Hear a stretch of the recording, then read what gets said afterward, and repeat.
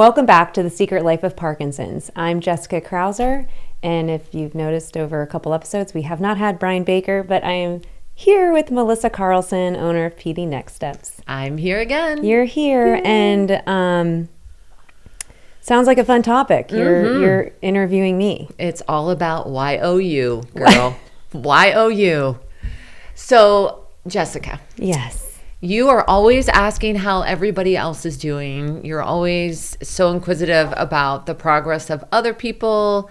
But we tend to shy away from how you are doing, and you have a lot to offer. That's how and this works. are doing so much right now. And I think this is a great opportunity to tell the world. How is Jessica Krauser doing? I'm fine. Everything's fine. Everything's fine. How am I doing? Well, this week, just as everybody with Parkinson's knows, every single day is different. This week's had its ups and downs. As you know, I'm not a crier, like ever, except maybe once a year. So I've had mine once this year, and I think I'm January. done. But no, I cried earlier this week just because I was having a lot of new pain and stiffness and like rigidness in my arm and my elbow. And I guess the best way to compare it is to tennis elbow. So I don't know. So I was doing some research. I was talking to a couple people about it. And Wait, time out. Shocking. You were doing research? I know, right? I was looking stuff up in the right places and reaching out to my, young onset network of women. And, they always, everybody makes you feel good. And I still, I'm always going to feel positive about things. But everybody does have those moments. You should have those moments where I just sat on the couch and I looked at my husband and I was like, it's not ever going to get better. And it's and I forget what the newness of the pain and the rigidity feels like, because I had it for so long in my leg that it is what it is. Mm-hmm. But I've never had it this far up in my arm, and I just looked at him, I started crying, and I felt bad because it's me crying for one, and he's like, oh my God, but he's perfect at it. He knows exactly just how to comfort, just hugging me and just talking and not jumping to any conclusions or whatever. It's just, it is what it is. Mm-hmm. But now it's just a new symptom that I have to monitor, and today it's been decent for most of the day, but so every day. So different. Was that shocking? I mean, how did you feel when you first started getting that additional symptom? Yeah, that's actually interesting because I always question when I was first diagnosed, okay, what did it feel like in the beginning? And it just starts out slow. I remember it was at least a month or two ago, and it was when I was sleeping and I'd wake up, maybe it was just last month, and the pain that I felt in my elbow, just trying to stretch it. I remember in the middle of the night just being oh my gosh, and I'd stretch it out and it still would hurt and not feel the best. And then it happened, I'm maybe I slept on it wrong. Mm-hmm. So then I noticed it again, another night, and then another night and another night. Maybe it's only been 2 weeks and it feels like a month. And then the ladies in my group, they're try sleeping with your arms straight. Mm-hmm. So I did, and it helped that it didn't have immediate pain, but then I went to roll over and I bent it and it hurt too. And then it was earlier this week that I started feeling it during the day. And Caitlin, my daughter, even noticed when I was driving, granted it was snowing, and she's like, do people who drive always have to hold on that tight? Are you just nervous of the snow? Yeah. And I'm no, it's so you don't I know I'm doing it, and then it's okay, I need to stop. Mm-hmm. And then but it comes right back as you stop thinking about it. And so that's how it started. And now I'm noticing it's just how it was with my leg. It's just stiff sometimes. And mm-hmm. I think I'm flexing it a lot. Then I don't, it gets almost that knot. I asked Derek to rub my arm in certain spots, just like he did it with my calf. So it's that same idea of almost getting a knot build up of muscle because it's so tense. Yeah. Yeah. And I taught one of the women in my little network, she took a video of herself for me because she's I want to show you. She's I have it too, but this is what mine looks like. And she was standing there she's I'm not flexing, mm-hmm. but it was flexed. And Wow. yeah. So, but I think she might also be changing medications right now or something, but something was off, but she's like, this is what it does happen to me as well. So Jeez. one of those things I still feel okay that I'm not by myself. Yes, for sure. So a couple of things on that. You brought up the network of ladies that you talk to, which is awesome that you have that resource. Yeah. Which is one of the things that I am super proud of you for. So can you tell us a little bit about that? Yeah. What happened? So it actually started with just myself being open with other people. You know, I know a lot of people and understand a lot of people don't want to come out right away just because if they're still working or they don't want their family to know something is going on or, you know, feel sorry for them, whatever. But it was the only thing that I knew was going to be able to help me. And in doing so, you know, just on social media, whatnot, people gravitate towards your story, and so a couple women started reaching out, and they're like, your story sounds just like mine. And they didn't even, not all of them asked like to connect, but I would offer it. I was like, do you ever want to talk or like Zoom or whatever? And so we would, and then slowly but surely, like there was 3 of us to begin with, and then a 4th one came that because one of them knew somebody else, and then that's how it continued to grow. Somehow, like, 'cause no one's, I think maybe 3 or 4 more have contacted me directly, but other ones have just grown because they, you know, somebody in a family member says, oh yeah, my sister has it, and then they connect them, and she's like, well, I have this group, and then they get connected. So, but we're all very, you know, like-minded. Is it all women and all women, moms? All moms. Everyone is working or has worked or is just newly retired. We're all, I think there's one who's still in her 30s, but the rest of like late 30s, and then the rest are from like that age up to 60s. Early 60s. So, but they still have like college age kids, or now like I think one of them has grandkids. So it's been nice to share experiences. Some are newly diagnosed as of last year. Oh. Others have joined and they were diagnosed like 10, 20 years ago. Oh, wow. Yeah. And how many do you know? There's 16. Oh my gosh. Yeah. You went from 3? I know. Yeah. Just that. And it hasn't even been a year. Yeah. It's just, you know, just people knowing each other. And but it's almost like I wish other people can start their own groups, because you know, just like we are at the gym, there's no one size fits all for everybody. Even just like we talk about your doctors, you're not going to jive with everybody. So if you start your own little community and you branch out and you find people that are like you personally, professionally, disease-like, I don't know. Well, I mean, you're not wrong. Yeah. So it's been. But what a great. Nice thing to have to bounce ideas off. Like just finding out that, you know, whoever sent you that picture of her bicep. I mean, we do, where did I put it? We do bounce a lot off of each other in like random situations. You know, almost like we've been friends for years, and it's like, okay, we don't even know what some of them look like. But you have that common. Yeah. But there's like a couple random things that I do want to do topics on at some point. For instance, ice baths.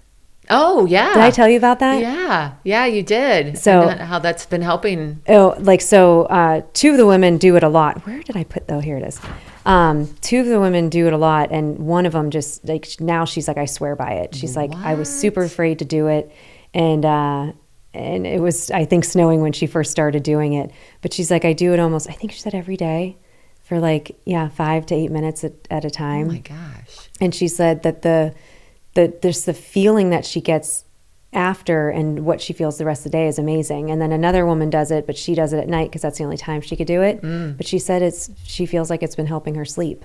And there's tons of studies on, I mean, sports athletes, they do it constantly. So, you know, obviously it might be still something, check with your doctor so you don't like shock your system or hurt.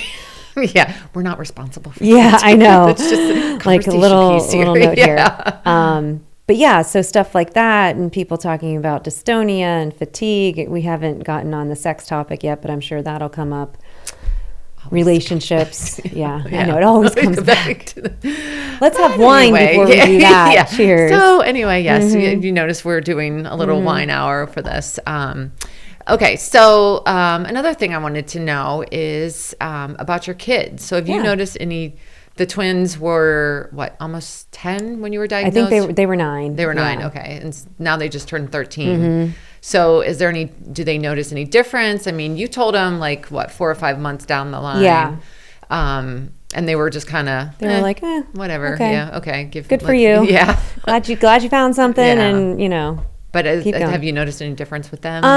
No. And that's actually another topic that the women groups, they brought up. Somebody asked the question of like, how or when did you tell your kids? Not many people waited, but it's interesting to hear like some kids, you know, they're like, they just don't want to talk about it. But those are like the teenage years. So it's still probably trying to understand what is going on, how it affects them, and just that idea of being a teenager. But my kids, it is a part of their life. I don't know if they notice stuff, but I know like my daughter, she'll be like, you know, she's definitely going to be a caretaker, like just caring, you know, child as she is. And my son is too, but like, she'll notice if I'm like having a rough day or whatever. And I'm assuming she would do it regardless if I had this or not, but you know, she'll help clean up the kitchen or she'll, you know, do extra. Right. But even, you know, today I was like, oh my gosh, I'm so tired because I had 2 back-to-back all-day work meetings. That's not normal for me because I'm part-time. And then knowing that I was coming here to do podcasts, and she's like, well, like after we go to school, why don't you just go take a nap? I'm like, that's because she knows I do that. Yeah. So they're aware of it. It's just not a thing for them anymore. Yeah. Like yeah. Well, that's so good. yeah, I know it is. It's good. It's like I didn't want them to be thinking about it or burdened with it. But I did talk to Kate. Like as they get older, I will like mention a few more things because they learn about stuff at school like depression and anxiety. Like the amount that they tell kids now, I guess is good. You know, it's making them aware of stuff. But the way that they were talking about depression was like so far off the deep end that I was, you know, just having a conversation. I'm like, it could be very different than that. And, you know, it could be this and, you know, whatever, just explaining stuff. And finally I just said, I was like, you know, it's like, I dealt with that myself too. She's like, you did? She's like, why didn't you tell us? I'm like, well, one, because you were really little. And I was like, two, I'm like, I was still trying to figure out myself anyways. And she's like, and we didn't know? How did we not know? I'm like, because people, you know, can mask things. I'm like, but, you know, I'm exercising and taking medication, doing things to help myself. So that's the thing I hope they just see is that you get dealt a certain hand and it's what you make of it. Absolutely. Your attitude and all that about it. So, well, you do an incredible job. So back to the incredible things you've done. What is one thing, if you can put one thing on it, that you are most proud of? Since being diagnosed? Yeah. Probably finding the gaps within a disease group and helping a community. And what I mean by gaps is the work that we're doing with in the 5K for JK nonprofit that we started, you know, leveraging that to have a voice for a community that, you know, there is a voice. You know, the Michael J. Fox Foundation is huge. Parkinson's Foundation is big.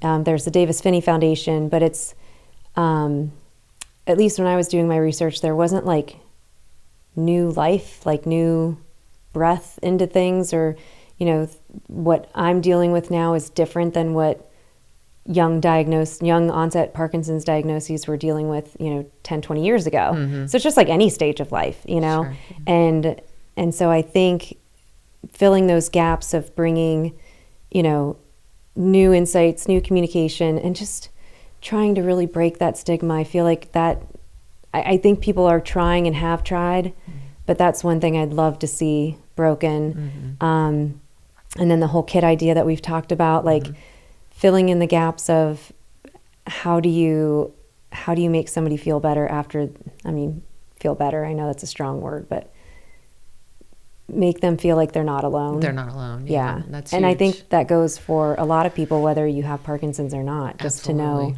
there are people that are like you, but anytime you're handed any diagnosis or any life change, you think it's just me. And it's like, it's not. If you just connect with other people, if you're true to yourself and talk about things with who you feel confident with, you can just feel so much better because there's a whole life to live. Absolutely. Yeah. Well, I have to tell you that because I've known you for almost 4 years. Almost 4 years, yeah. And I'm a crier. So I you might know. not be a crier, but I'm a crier. I'm just really, really proud of your vulnerability and how much you have given of yourself and your family, and how much life and energy and hope you've brought to this community. And Thanks. You are. but I cry with you, but I already did it this year. you have your one for the year. But truly, though, it is you are really making a huge difference in so many people's lives. So Thank you. cheers to you, my friend. Oh, I appreciate that. Well, do you want me to close us out for our last 30 Go ahead. seconds? Yes. So I'll gather myself. Put yourself together, lady. But no, in our last 30 seconds, I think that's a great segue into, yes, there are things that I'm doing, that you're doing, that others in this community are doing to make things better, make things different. And there have been so many people along the way that have been doing the same things. So it's now pulling those pieces together, really putting ourselves out there, because there are a lot of us now with Parkinson's. But making sure that everybody can find their best support system, their group, whether it's exercise or just socializing. So thank you so much. I appreciate you asking me questions. It's odd to be on the other side. I know. Well, thank you. We will see you all next time. And thank you again so much. Thanks for tuning in.